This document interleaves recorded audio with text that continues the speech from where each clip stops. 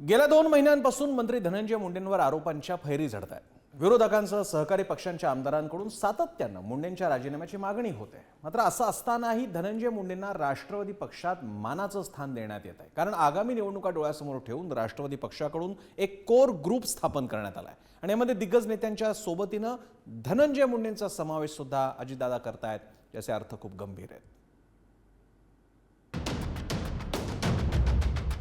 मंत्री धनंजय मुंडे गेल्या 2 महिन्यांपासून पुरते वादात सापडले। मात्र असं असतानाही राष्ट्रवादीचे अध्यक्ष अजित पवारांनी धनंजय मुंडेंचं प्रमोशन केलंय। आगामी निवडणुका डोळ्यासमोर ठेवून राष्ट्रवादी पक्षाकडून कोर ग्रुप स्थापन करण्यात आलाय, ज्यामध्ये दिग्गज नेत्यांच्या सोबतीनं धनंजय मुंडेंनाही स्थान देण्यात आलंय। कोर ग्रुपच्या अग्रस्थानी अजित पवार, 6 मंत्री, कोर ग्रुपचे सदस्य खासदार प्रफुल्ल पटेल, प्रदेशाध्यक्ष सुनील तटकरे, ज्येष्ठ नेते छगन भुजबळ, आमदार दिलीप वळसे पाटील, मंत्री हसन मुश्रीफ आणि धनंजय मुंडे यांचा कोर ग्रुपमध्ये समावेश। आगामी काळातील निवडणुका डोळ्यासमोर ठेवून कोर ग्रुपची स्थापना, पक्ष संघटनेची बांधणी, महत्त्वाच्या धोरणांची आखणी आणि अंमलबजावणी करणं कोर ग्रुपचा उद्देश। पक्षाची असलेल्या धोरणाबाबत, भविष्यामध्ये पक्षाने कुठले कार्यक्रम महाराष्ट्रामध्ये राबवले पाहिजेत याबद्दल, संघटनात्मक बाबींबद्दल, त्याचप्रमाणे जनकल्याणाच्या योजना ज्या राबवल्या जातात त्या व्यवस्थित राबवल्या जातात की नाही, आणि येणाऱ्या स्थानिक स्वराज्य संस्थांच्या निवडणुका डोळ्यासमोर ठेवून 7 जणांची कोर कमिटीची स्थापना करण्यात आली। अजितदादा अत्यंत पारदर्शी काम करणारे कार्यकर्ते आहेत। त्यांच्या पक्षाचे निर्णय घ्यायचे अधिकार अजित पवार साहेबांना आहे। अजित पवार साहेबांना ज्या दिवशी वाटेल की त्यांच्या पक्षाच्या कुठल्या मंत्र्यांनी काही चूक केली, त्या दिवशी ते कोणाची गय करणार नाही। मंत्री धनंजय मुंडे हे गुरुवारी संध्याकाळी अचानक उपमुख्यमंत्री अजित पवार यांना भेटण्यासाठी देवगिरी बंगल्यावर पोहोचले। दोघांमध्ये सुमारे 1 ते 1.5 तास चर्चा झाल्याचं कळतंय। यावेळी राष्ट्रवादीचे ज्येष्ठ नेते प्रफुल्ल पटेल सुद्धा उपस्थित होते। नेमकी कोणत्या मुद्द्यावर चर्चा झाली याबाबत अधिकृत माहिती नसली तरी मुंडेंच्या राजीनाम्याबाबत चर्चा झाल्याची शक्यता वर्तवली जाते। दरम्यान धनंजय मुंडेंवरील आरोप जोपर्यंत सिद्ध होत नाहीत तोपर्यंत पक्ष कोणतीही कारवाई करणार नसल्याची भूमिका यावेळी पुन्हा एकदा अजित पवारांनी घेतली।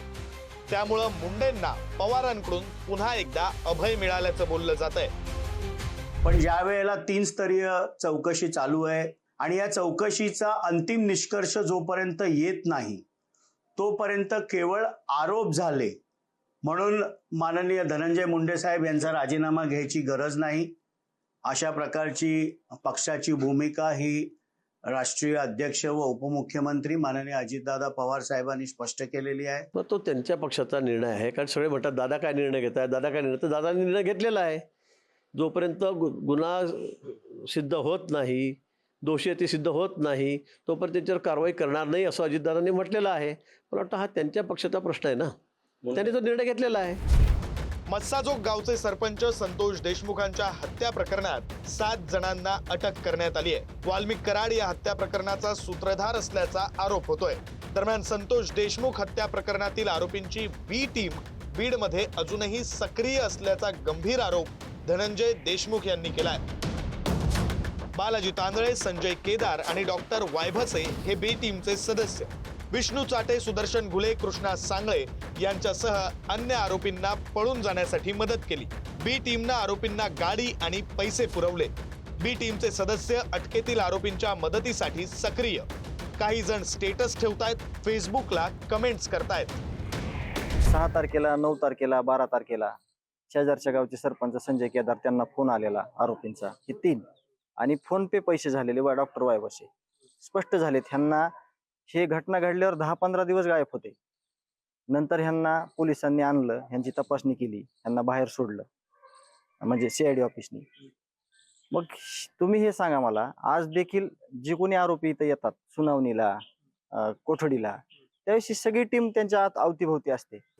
जे वेगवेगळ्या जिल्ह्यामध्ये किंवा इकडे तिकडे फिरत होते त्यावेळेचे काही लोक त्यांना सहकार्य करत होते। हे बी टीम मधले हे जे सहकार्य करणारे लोक होते हे लोक सह आरोपी का होऊ नयेत अशा प्रकारची त्यांची मागणी आहे. फक्त हे B team, C team, D team ह्या ज्या ऍक्टिव्हेट आहेत ह्या ऍक्टिव्हेट टीमनी आता तरी कुठेतरी थांबावं, कारण सगळे आरोपी जे आहेत ते सगळ्या गुन्ह्यामध्ये आलटापलटी करून घेतलेले आहेत. बीडमधील गुंडागर्दी धनंजय मुंडेचा राजीनामा झाल्याशिवाय संपणार नाही. सरकारची इच्छा गुंडागर्दी संपवायची दिसत नाही. सरकारला अशीच गुंडागर्दी चालवायची, असंच बीडचं बिहार त्यांना करायचं आहे. आणि मला असं वाटतं धनंजय मुंडे यांनी नैतिकदृष्ट्या राजीनामा दिल्यानंतरच इथली गुंडागर्दी संपेल. संतोष देशमुखांच्या हत्येनंतर आरोपी स्कॉर्पिओनं धाराशिव जिल्ह्यातील वाशी या ठिकाणी पोहोचले होते. येथील सीसीटीव्ही फुटेज नुकतंच समोर आलंय. सुदर्शन घुले, सुधीर सांगळे, कृष्णा आंधळे आणि त्याचे साथीदार स्कॉर्पिओ गाडी सोडून पळत जाताना सीसीटीव्ही फुटेज मध्ये दिसतायत. यावेळी पोलिसांची गाडी आरोपींचा पाठलाग करत होती. तरीही हे आरोपी पोलिसांच्या हाती का लागले नाहीत? त्यावेळी पोलीस जवळपास आहेत ही टीप आरोपींना कोणी दिली होती असा सवाल उपस्थित होतोय. उदय नागरगोजे, पुढारी न्यूज, बीड.